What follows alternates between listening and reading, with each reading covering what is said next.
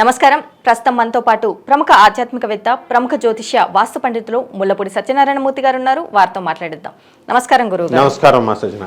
గురుగారు, క్రోధీనామ సంవత్సరం ఉగాది రాశి ఫలితాల్లో భాగంగా కన్యా రాశి వారికి ఎలా ఉండబోతుందో తెలియచేయండి. ఈ క్రోధీనామ సంవత్సరం ఏప్రిల్ 9, 2024 సంవత్సరంలో రావడం జరిగింది. ఇది ప్రభాది సంవత్సరంలో 38వ నెంబర్ది అనమాట. కాబట్టి ఈ యొక్క కన్యా రాశి వాళ్ళకి శుభ పరంపరలను తీసుకొచ్చింది ఇది ఈ సంవత్సరం. ఆదాయం 5, వ్యయం 5గా ఉన్నాయి. రెండు కూడా లాభ నష్టాలు సమానంగా ఉన్నాయి, కష్ట సుఖాలు సమానంగా ఉన్నాయి. చక్కగా వచ్చేటటువంటి ఇన్కమ్స్, తర్వాత ఇవి ఖర్చు పెట్టేటటువంటివి రెండు సమానంగా ఉన్నాయి. ఇకపోతే రాజ్యపూజ్యం 5, అవమానం 2గా ఉన్నాయి. కాబట్టి గౌరవించేటటువంటి వాళ్ళు ఎక్కువ మంది ఉన్నారు. కన్యారాశి వాళ్ళు ఇంతకుముందు పాపం వాళ్ళు అవమానాలు పాలైనా ఇప్పుడు పికప్ అయిపోయారు. వాళ్ళు అవమానించేటటువంటి వాళ్ళు తగ్గిపోయారు. అంటే సానుభూతి ఓట్లు వచ్చేసినాయి అన్నమాట. అలాగే ఈ యొక్క కన్యారాశి వారికి మనకి జన్మంలో కేతు ఉన్నాడు. భక్తి విపరీతంగా పెరిగిపోతుంది సంవత్సరం అంతా కూడా. తీర్థయాత్రలు, జ్ఞాన దృష్టి, నిశిత పరిశీలన శక్తి, ఇవన్నీ. రాహువు, భార్యాభర్తల మధ్య ఫైటింగ్స్, ఇవన్నీ అలాగే ఉంటాయి. అంటే కొంత ఇంతకుముందు మరీ మాట్లాడుకోనటువంటి వాళ్ళు ఇప్పుడు మాట్లాడుకోవడం జరుగుతుంది. ఇంకా కాపురాలు పెట్టరనమాట. వేరే వేరే ఇళ్లల్లో, ఒకే ఊర్లో ఉన్న వేరే వేరే చోట వీళ్ళు ఉండడం, వేరే వేరే ఇళ్లలో ఉండడం జరుగుతుంది. యుఎస్ అవనియండి, యూకే అవనియండి, ఇండియా అవనియండి. అలాగే వీళ్ళకి షష్టమంలో ఉన్నటువంటి శని శత్రువుల పైన ఆధిపత్యాన్ని వీళ్ళు సాధిస్తారు.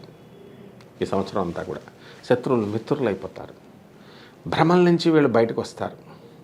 వాళ్ళు పంపిస్తారేమో మమ్మల్ని అమెరికా, వీళ్ళు పంపిస్తారేమో ఫ్రెండ్స్ ఫ్రెండ్స్ ఫ్రెండ్స్ అని అనుకునేటటువంటి వాళ్ళు ఎవరో పంపరు అనేటటువంటి రియలైజేషన్ వస్తారు. ఎవరైతే పంపించేటటువంటి గురువులు ఉన్నారో అటువంటి వాళ్ళు వాళ్ళ వల్లే సాధ్యమవుతుంది, వాళ్ళ టీచర్స్ అనేది తెలుసుకోగలుగుతారు. అంటే మన సొంత ప్రతిభ వల్లే మనం వెళ్ళగలుగుతాము. మనం చదువుకున్న విద్య, మనకు పాఠాలు చెప్పిన ప్రొఫెసర్ల సహాయమే మనకి వస్తుంది అనేటటువంటి స్పృహ ఈ గురుడు తీసుకొస్తాడు. ఇందువలన భాగ్యంలోకి ఈ గురుడు వస్తున్నాడు అన్నమాట. కాబట్టి అదృష్టాన్ని తీసుకొస్తున్నాడు. ఇంతవరకు మరి అష్టమంలో ఉన్నటువంటి ఈ గురుడు మనకి ఏప్రిల్ మనకు 9 వచ్చేయడం వల్ల మే 1కి ఈయన భాగ్యంలోకి వస్తాడు. అప్పుడు దాకా స్వల్పంగా ఒక 15 రోజులు అనేటటువంటివి ఆర్థిక ఇబ్బందులు, మానసిక అశాంతి, ఇంకా భ్రమల్లో ఉండడం ఇలాంటివి జరుగుతాయి. మే 1 నుంచి పటాపంచలు అయిపోతాయి అన్నమాట ఈ భ్రమలన్నీ కూడా. వృత్తి, ఉద్యోగ, వ్యాపార పరంగా ఎలా ఉండబోతుంది అంటారు? వృత్తి, వ్యాపార, ఉద్యోగ విషయాలలో మనకి ఈ కేతువు జన్మంలో ఉండడం వల్ల అఖండంగా ఏప్రిల్ నుంచి మనకి జూలై నెల వరకు, ఏప్రిల్, మే, జూన్, జూలై ఈ 4 నెలలు కూడా డిఏలు అరియర్స్లు అన్నీ వచ్చేస్తాయి. ఇంప్రూవ్మెంట్ అనేటటువంటిది ఉద్యోగంలో కనబడుతుంది. వర్క్ టెన్షన్స్ ఉంటాయి. ఇక ఆగస్టు, సెప్టెంబర్, అక్టోబర్, నవంబర్ మనం ఈ 4 నెలలు మనం తీసుకున్నప్పుడు అద్భుతంగా ఉంటుంది. ఈ యొక్క ఈ సబార్డినేట్స్ ఎవరైతే మనకి కొన్ని సలహాల వల్ల మనం కోర్టు కేసుల్లో ఇరుక్కున్నాం ఈ యొక్క కన్యారాశి వాళ్ళు. ఎలాగంటే ఉదాహరణగా ఒక యూనివర్సిటీ ఫీజు 25,000 రూపాయలు అనుకుందాం ఎన్ఆర్ఐలకి. అటెండర్ వచ్చి ప్రొఫెసర్లకి సలహా ఇస్తాడు. సార్ 40,000 తీసుకుందాం, మీరే కదా డైరెక్టరు, యూనివర్సిటీ అకౌంట్ మీ దాంట్లోకే వచ్చేస్తుంది కదా అని.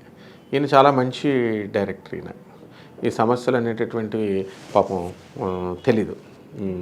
కానీ వీడు సలహా ఇచ్చాడు కదా అని వీడి మీద ప్రేమతో ఆయన సలహా పెడితే ఈయన ప్రాబ్లంలో ఎన్ఆర్ఐ స్టూడెంట్స్ అందరూ కలిసి ఉన్నదే 40 మందో ఎంతమందో ఉంటారు.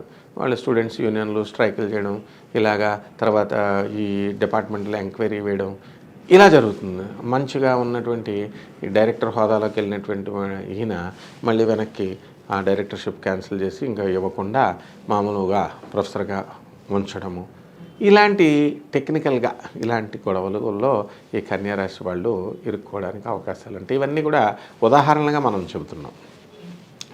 తర్వాత ఈ యొక్క డిసెంబర్ నుంచి మనకి ఏప్రిల్ 2025 సంవత్సరం ఉగాది వచ్చేంత వరకు కూడా 2025లో ఉగాది వచ్చేంత వరకు కూడా బ్రహ్మాండంగా ఉంటుంది. వీళ్ళు మంచిగా పికప్ అవుతూ ఉంటారనమాట. టీఏలు డిఏలు అరియర్స్లు అన్నీ వచ్చేస్తే ఓల్డ్ పెన్షనర్స్ కూడా ఏ బకాయిలు ప్రభుత్వం ఉంచదు.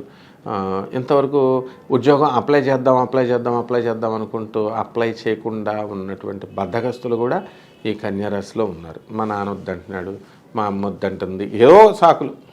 అటువంటి వాళ్ళు కూడా ఉద్యోగం అప్లై చేసిన వెంటనే ఇంటర్వ్యూల్లో వీళ్ళు ధీటుగా వెళ్ళడం చేయడం, వీళ్ళ స్వశక్తితో వీళ్ళు ముందుకు వెళ్ళిపోవడం అనేటటువంటిది జరుగుతుందమ్మా ఈ సంవత్సరం.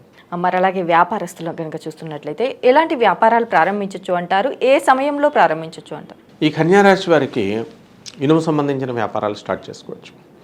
ఐరన్ ఫౌండరీ, మెషినరీ, ఇండస్ట్రీస్, తర్వాత కంప్యూటర్స్, ల్యాప్టాప్లు, ఈ బిజినెస్లు రెండులు, ల్యాప్టాప్లు, ఈ సాఫ్ట్వేర్ ఆఫీసులు స్టార్ట్ చేయకూడదు, కానీ ఇనుము సంబంధించిన మెషినరీ బిజినెస్లు అన్నీ చేయొచ్చు. అలాగే chit funds, financial institutions, shares, ఈ మ్యూచువల్ ఫండ్స్, ఇలాంటి బిజినెస్లు కూడా వీళ్ళకి రాణించడం అనేటటువంటిది జరుగుతాయి. ఇక కిరాణా షాపులు, ఇటువంటి వ్యాపారాలు మనకి వీళ్ళు ఎప్పుడు స్టార్ట్ చేయాలంటే మనకి 10 మే దాటాలి.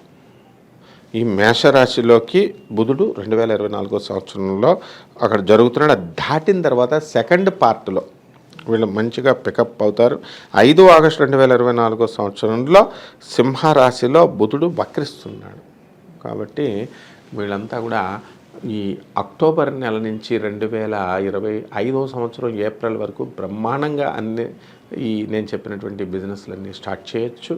కిరాణా షాపులు, బట్టల షాపులు, తర్వాత ఫుడ్ ఇండస్ట్రీస్, ఇలాంటి బిజినెస్లు చేయొచ్చు. మొబైల్ వ్యానులతో చక్కగా మనము ఈ ఫుడ్ బిజినెస్లు కూడా మనం చేసుకోవచ్చు అన్నమాట. మరి విద్యార్థులకు కావచ్చు, ఇటు విదేశాలకు వెళ్ళాలి అనుకునే వారికి కావచ్చు, ఎలా ఉండబోతుంది అంటారు? విద్యార్థుల దగ్గరికి వచ్చేసరికి బ్రహ్మాండంగా ఉంది. చక్కగా చదువుకుంటారు వీళ్ళు. విదేశాల్లో వీళ్ళకి అనుకూలమైనటువంటి ఈ యొక్క రిజల్ట్స్ అనేటటువంటి వస్తాయి. విశ్వవిద్యాలయాల్లో మనకి ఈ ఏప్రిల్ నెల నుంచి ఈ ఫస్ట్ పార్ట్ జూలై వరకు వీళ్ళకి ఏంటంటే చదువు మీద కొంచెం శ్రద్ధ తక్కువ ఉంటుంది.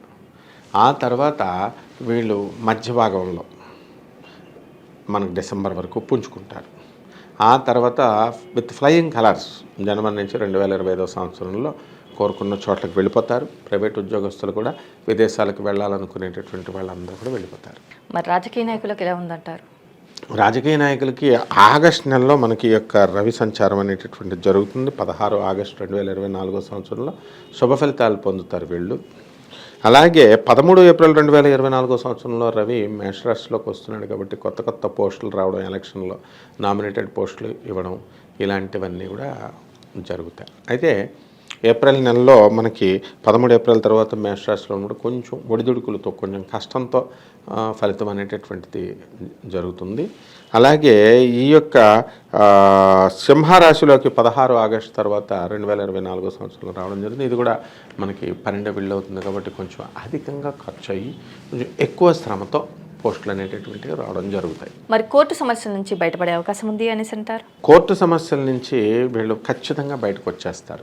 1 జూన్ 2024 సంవత్సరంలో వీళ్ళకి అనుకూలమైనటువంటి తీర్పులతో వీళ్ళు బయటకు రావడం జరుగుతుంది. అలాగే 7 డిసెంబర్ 2024 సంవత్సరంలో కనుక కోర్టు తీర్పులు వచ్చేటటువంటి వాళ్ళు ఎవరైతే ఉన్నారో వీళ్ళకి వ్యతిరేకమైనటువంటి తీర్పులు రావడానికి ఉంది. ఎందువల్లంటే ఈ యొక్క కుజుడు వక్రించి కర్కాటక రాశిలో ప్రవేశం చేస్తున్నాడు. కాబట్టి కొంచెం అక్కడ జాగ్రత్తగా ఉండాలి. మరి అలాగే వీరికి వివాహ యోగం కానీ సంతాన యోగం కానీ ఉంది అంటారా? ఇక సంతాన యోగం పుష్కలంగా ఉంది. గురుడు భాగ్యస్థితిగతుడై సంతానం అనేటటువంటిది ఈ సంవత్సరం అంతా కూడా ఇస్తాడు. ఇక వివాహ యోగం దగ్గరికి వచ్చేసరికి మనకి శుక్రుడు ఎక్కడ మనకి బాగుంటాడు అని అంటే మనకి మొదటి పార్టులో 19 మే 2024 సంవత్సరం బ్రహ్మాండంగా ఉన్నాడు. ఏంటి, ఈ యొక్క వృషభ రాశిలోకి ఈ యొక్క శుక్రుడు స్వక్షేత్రగతుడు అవుతున్నాడు. అప్పుడు వివాహాలు అవడానికి అవకాశాలు ఉన్నాయి. 12 జూన్ 2024 సంవత్సరం తర్వాత మిథునంలోకి ఈ యొక్క శుక్రుడు ప్రవేశం చేస్తున్నాడు. అప్పుడు కూడా మనకి వివాహాలు జరుగుతాయి. అలాగే మళ్ళా మనకి 18 సెప్టెంబర్ 2024 సంవత్సరంలో ఈ యొక్క శుక్రుడు తులారాశిలోకి ప్రవేశం చేస్తున్నాడు. కాబట్టి అప్పుడు కూడా ఇంతవరకు వివాహాలు కానటువంటి వాళ్ళకి వివాహాలు అయిపోతాయి. గృహయోగం కానీ వాహన యోగం కానీ ఉంది అంటారా? వాహన యోగం ఉంది. శని షష్టమ స్థితిగతుడై వాహనాలు కొనేస్తారు ఈ సంవత్సరంలో. ఎప్పుడైనా సరే మొత్తం 3 పార్ట్స్లో కూడా కొనేస్తారు. అలాగే ఈ గృహయోగం కూడా గురుడు భాగ్యస్థితుడై మీకు అది ఇస్తాడు, సొంత స్థలాలు ఇస్తాడు. అద్దెలలో ఉన్నటువంటి వాళ్ళు మిద్దెంట్లోకి పెద్దిళ్లలోకి రావడం అనేటటువంటివి జరుగుతాయి. అన్నీ సమకూర్చుకుంటారు కన్యారాశి వాళ్ళు. మరి ఈ కన్యారాశి వారు చేసుకోవాల్సిన పరిహారాలు ఏంటంటారు?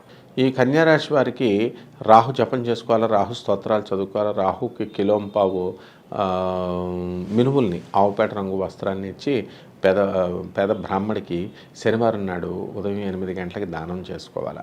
అలాగే ఇంట్లో బెజవాడ కనకదుర్గమ్మ తల్లి పటం పెట్టుకొని చక్కగా ఓం దుర్గాయ నమః అనేటటువంటి మహామంత్రంతో కుంకుమతో అమ్మవారి పాదాలకి పూజ చేసుకోవాలి. నవగ్రహాల చుట్టూ తిరుగుతూ ప్రదక్షిణలు చేసుకుంటే ఈ యొక్క రాహుగ్రహం శాంతిస్తుంది. మనకి బాగుంటుందమ్మా ఈ సంవత్సరం అంతా కూడా. అలాగే గురుగారు, మరి ఈ క్రోధనామ సంవత్సరంలో కన్యారాశి వారికి ఎలా ఉండబోతుంది? అలాగే వీరు చేసుకోవాల్సిన పరిహారాలు ఏంటి? రాహుకు చేయాల్సిన పరిహారాలు ఏంటి? అలాగే అమ్మవారిని ఎలా ఆరాధించాలి అనేసి చాలా చక్కగా వివరించారు గురుగారు. ధన్యవాదాలు. ధన్యవాదాలమ్మా.